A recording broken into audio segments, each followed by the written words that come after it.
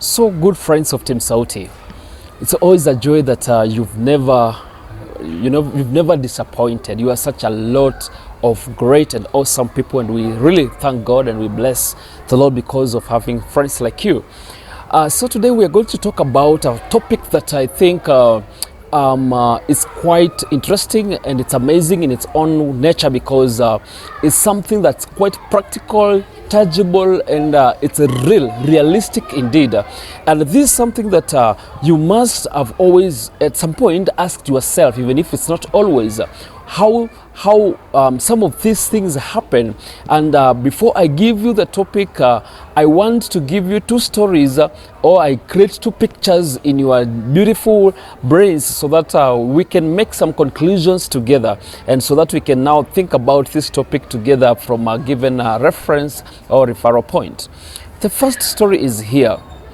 I don't know whether you've ever come to a point where without expectation or out of your budgets, you get some good amount, lump sum amount of money just unexpectedly, and boom, you decide it's holiday, why can't I move out, why can't I have some wonderful afternoon, why can't I have some hiking, hangout, outing, something like that, just a beautiful afternoon excursion or something like that. And you say that because I've got some few bucks unexpected and out of my budget, why don't I invite like 10 of my friends and we go out, we go hiking, we do something like that. So this is what you do. You go on Facebook, you post there, hey guys, can we do hiking tomorrow? Or you decide to become specific a little, and you go to your WhatsApp status and you invite your friends there. You say, I want like 10 of my friends, we go hiking tomorrow, or we go for coffee afternoon, something like that.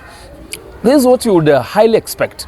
In the next like 20 minutes, you will have your 20 friends already confirmed their presence. Now that they know that the bills are not on their pocket, they will be there, ready to go. So even others will have to cancel their itineraries, their diaries. They have to tackle to change their things so that they can fit into your new program. This is what happens now. That's the first story. The second story that I want to create in your head, think of it this way. You are there, you seated, stressed because of life, perhaps because of COVID. You have lost your job. You are not in good terms with your wife or your friend, or things happen. Mess happens and shit happens. So you are there, too low, quite low. You don't know what to do. You decide, let me talk to somebody. I feel like I need to talk to somebody. So you hold your phone, you begin to scroll down your phone book from the first number to the last in your contact list, and you go from number 1 to 1,000, and you don't get anyone you can trust. You feel like the world, everything is just against you. Like there's a collision of the world, heaven and earth, plus everything within your environs just to hate on you. That time that you feel like hell is too loose, like it's too close to me, I can hold it by your fingertips. So you say, let me look for a friend to talk to. You scroll once more, not to get one person you feel that you can entrust your heart with, a shoulder to lean on, not a single person. It happens. What do? That's the moment you begin to look at the list of the 20, at the list of other people who call you friends, Facebook friends, not a friend. You realize there's a difference between friends and a true friend. Who is a true friend? That's the biggest question. Who is a true friend? Because we've seen friends now. I've drawn for you a picture of friends, two cadres. Who is a friend? I'll take you direct to a good Bible, the good book, Bible. And we find a story of one David and one Jonathan, who are two boys, very close friends. Jonathan was a son of Saul, who was the president then, who was the king of Israel. David was anointed to take over after Saul when he was 15 years, but he was not yet up to the task, so he was awaiting the appointed time of God that he may take up the position of the king of Israel. Jonathan was very close to David, who was still young and not yet in power. So the father of Jonathan, Saul, began to pursue David, so that he may execute him. I want to believe for no more reasons. He wanted somebody from the lineage of his fatherhood to take up. He wanted somebody from his line of birth to take up. Perhaps Jonathan would have been the most suited kid to take up the position. So, for obvious reasons, Jonathan, being a friend to David, decided, I will not let my father kill my friend David. Much as I know I could be the next best candidate to become the president, rather the king of Israel, I will not allow this. So Jonathan would leak the information that the father had about killing David to David, his friend.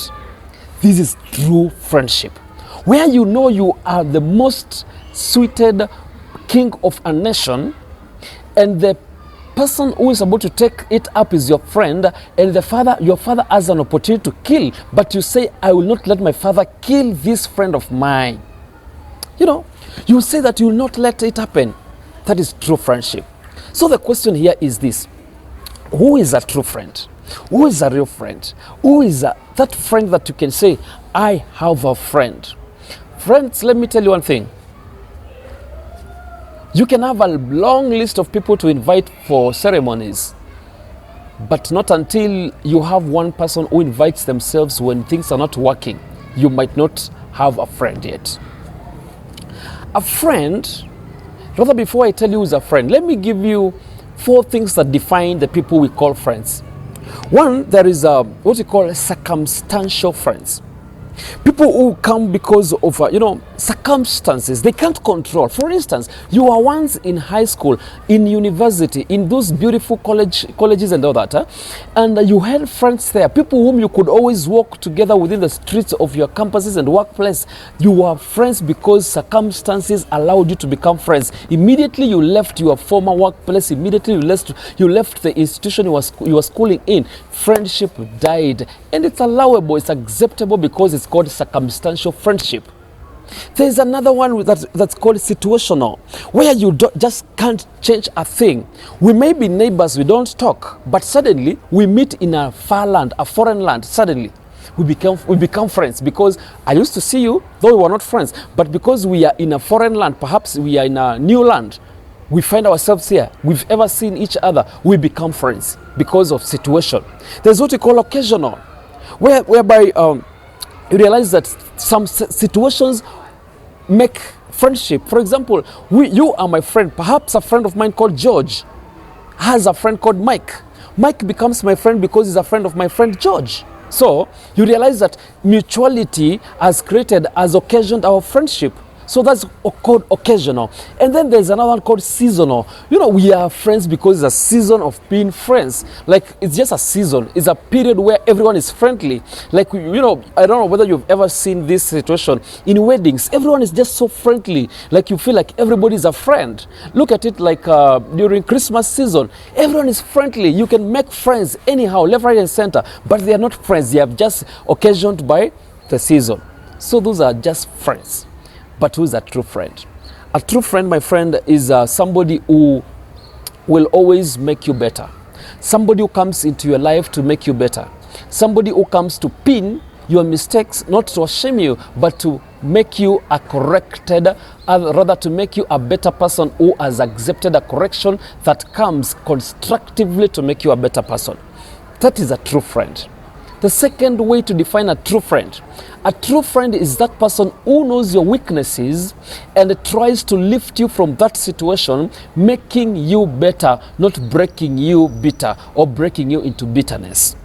A true friend is a destiny helper, not a destiny hijacker. Somebody who comes into your life to make you better. And friends, if the people you call friends don't make you better in any way, they are the best candidates of enmity. Kick them out of your life. And I usually say that if you cannot accept everybody in your life, which is true, you cannot accept just anyone in your life. You have to pick whom to have in your life, because life is short, life is fragile. You just can't trust your life with anybody in the name of a friend. A true friend is that person who will do these 2 things. Will complement and complete you, not compete with you. That person who will say that, You are my person. You are the person I want to spend my time with. That is a friend who will complement what you are good in and complete you even when you are not complete. When you have errors, they come to complete you. That's a true friend.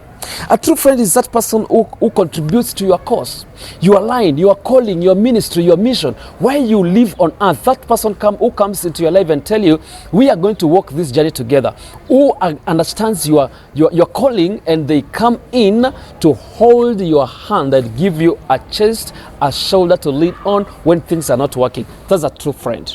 A person who understands you at your lowest is your true friend. Such people are few and are rare. Once you get such, even if it's one, keep that one person close to you, because they are destiny helper, they are constructive, they come to make you better, and they understand your cause, and they will never let situations bring you down when they have an opportunity to lift you up.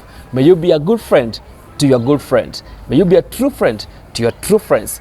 God bless you, and always endeavor to have true friends, even when there is always a group of friends in your life. Thank you and goodbye.